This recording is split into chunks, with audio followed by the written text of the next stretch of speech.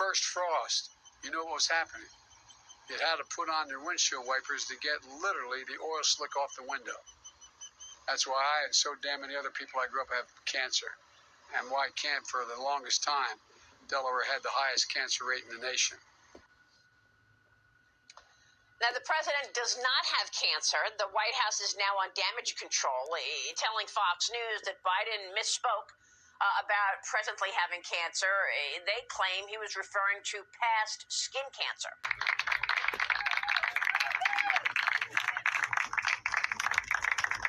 I come here today with a message. As president, I have a responsibility to act with urgency and resolve when our nation faces clear and present danger. And that's what climate change is about. It is literally, not figuratively, a clear and present danger.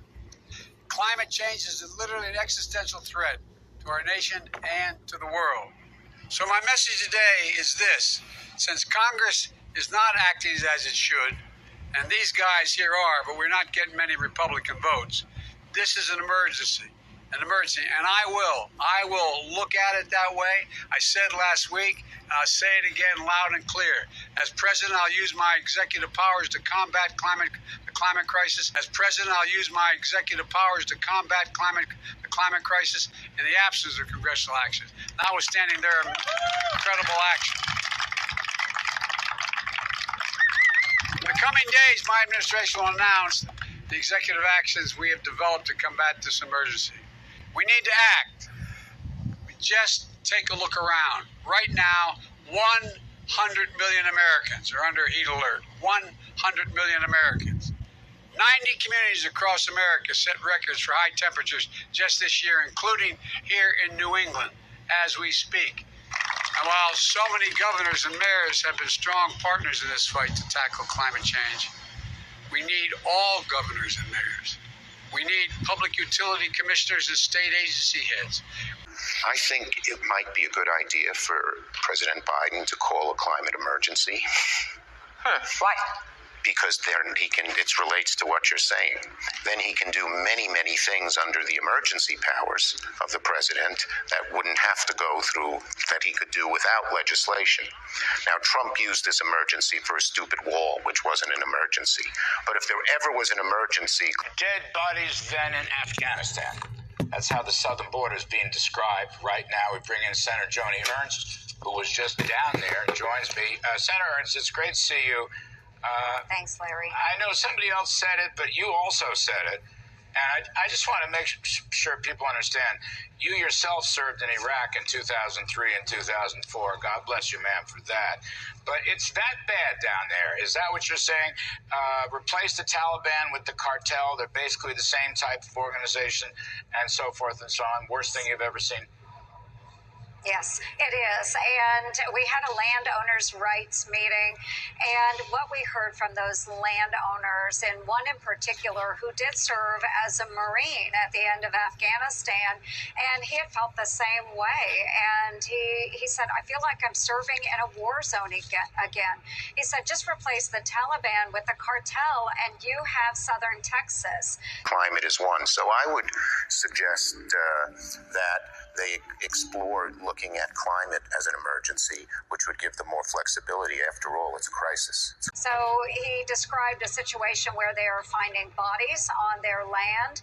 The Brooks County Sheriff also stated that they have found more than 120 bodies just in the course of the past year. It is crazy what we see going on, Larry, and it's all due to the Biden administration's policies when it comes to border and border crossing. It's a life destroyer. That affects everything in the country. When the price of fossil fuels rise, so does the price of everything else. That's a life destroyer, and it's not accidental. The administration did this on purpose. But you've got over 200,000 coming across the border there in June, 207,000, still up about 10%. 1.7 million so far in FY 2020. Here's one that I picked up, though, Senator. 56 people were on the terrorist list who have been picked up. And that number is growing by leaps and bounds, and that's really something. Yes, it is. So we know that over 50 people that are on the terrorist watch list have been apprehended. We don't know how many have gotten over the border that maybe are on that watch list, but we weren't able to apprehend. And now they're gloating about it. They're rubbing it in your face. Can't afford to drive your truck anymore? Sneers our Transportation Secretary, Mayor Pete. Then it looks like you're going to have to buy a little electric car. Sorry. The more pain we are all experiencing from the high price of gas, the more benefit there is for those who can access electric vehicles. Electric vehicles? So what is an electric vehicle? What do those little electric cars have to do with climate change? Well, that's a good question. It turns out there is a connection. Electric cars promote climate change. They also stated that countries, representation coming across the border, over 151 countries. So we're not just talking about people coming from Mexico or Honduras.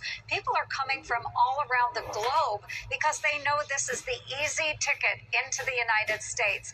You pay the cartel anywhere from $8,000 to $70,000 per person, and you can get across the border.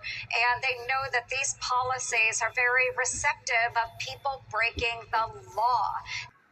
Oh, did you know that? Did you know that you can't charge an electric car with a wind farm? How do you charge them? Well, you charge them with fossil fuels. That's also how you build them, with fossil fuels. It's pretty funny. Last month, the GM spokesperson, along with an executive from a Michigan utility, kind of let the secret out. Watch this. Battery in this particular design is a T shape right down the center and across the back seat area. Because everybody thought we killed the electric vehicle. No, we didn't. It's alive and well. So what's charging the batteries right now? What's the source of Well, here. It's coming from the building. I mean, is it, what's our mix of power? Oh, actually, Lansing feeds the building. What's that? Lansing feeds power to the building. So I don't know. They're, I bet you they're a bit of coal. Well, they're heavy on natural gas, aren't they? right now the car's charging off of your grid. Right. It would be charging off our grid, which is about 95% coal. Someday, let's hope historians find that tape and then just savor it. Get a beer, get a whole six-pack and watch it again and again. They will be given a notice to appear and sent on their merry way into the interior of the United States. It's bad policy. We need to stop it. And in addition, 207,000 migrants were caught in June. 92,000 were sent back to Mexico.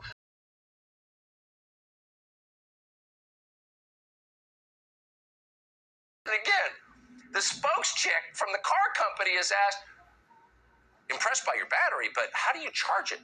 She goes, wait, from the building. Charge comes from the building. You just plug it into the socket. But where does the electricity come from? She has no idea. We have a battery. There's a battery in here. It's a battery.